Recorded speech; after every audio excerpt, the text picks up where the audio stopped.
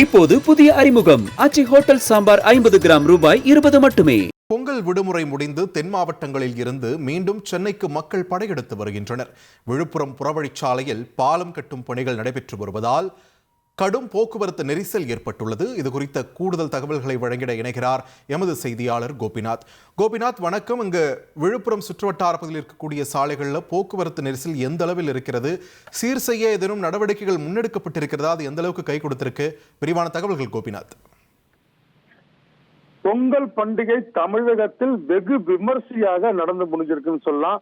இந்த தொடர் விடுமுறைக்காக சென்னையில வேலை செய்யறவங்க தங்களோட சொந்த ஊருக்கு கடந்த 11ஆம் தேதியே ஊருக்கு போயிட்டாங்க. பாத்தீங்கன்னா இந்த பொங்கல் பண்டிகைக்காக சென்னையிலிருந்து விழுப்புரம் மாவட்டத்தை கடந்து 1,41,237 வாகனங்கள் பொங்கல் பண்டிகைக்காக கொண்டாடுவதற்காக மக்கள் விழுப்புரம் மாவட்டத்தை கடந்து போயிருக்காங்க. அதே போல பாத்தீங்கன்னா தமிழ்நாட்டுல நெடுஞ்சாலை அதிகம் உள்ள மாவட்டம் விழுப்புரம் மாவட்டம். இந்த பொங்கல் பண்டிகை முடிந்து 2 நாட்களாக இந்த நேரம் வரைக்கும் 91,850 வாகனங்கள் சென்னை நோக்கி விழுப்புரம் வழியா கடந்து போயிட்டு இருக்கு. அந்த காட்சி தான் பார்த்துட்டு இருக்கோம்.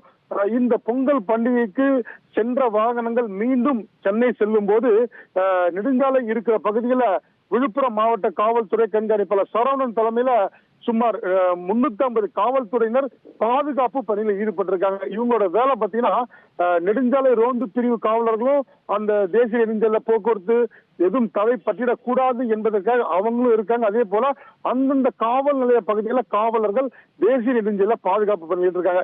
எந்த விபத்து ஏற்படக்கூடாது. 4 முறை சந்திப்புல காவலர்கள் அங்கங்க நிக்கிறாங்க.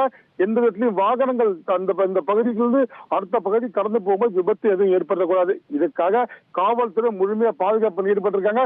இந்த நேரம் வரை சுமார் 90,000 வாகனம் தாண்டி போயிட்டு இருக்கு. விழுப்புரம் புறவழிச்சாலை பகுதியை பொறுத்த வரைக்கும் நீண்ட நாட்களாக, அதாவது பல ஆண்டுகளாக மேம்பாலம் பணி நடந்துட்டு இருக்கு. இந்த பணிகள் முடிவடையாதனால தொடர்ந்து போகும்போதும் பாதிப்பு ஏற்படுது, திரும்பி ரிட்டர்ன் போகும்போதும் பாதிப்பு ஏற்பட்டிருக்கு. மக்கள் ஊர்ந்து மட்டும்தான் விழுப்புரம் புறவழிச்சாலை கடந்து போயிட்டு இருக்காங்க. அந்த பகுதியிலும் காவல்துறை பாதுகாப்பு ஈடுபட்டிருக்காங்க. தொடர்ந்து விபத்து எதுவும் இல்லாமல், போக்குவரத்து பாதிப்பு எதுவும் ஏற்படாமல் இருக்க விழுப்புரம் மாவட்ட காவல்துறை தயாரா இருக்கு.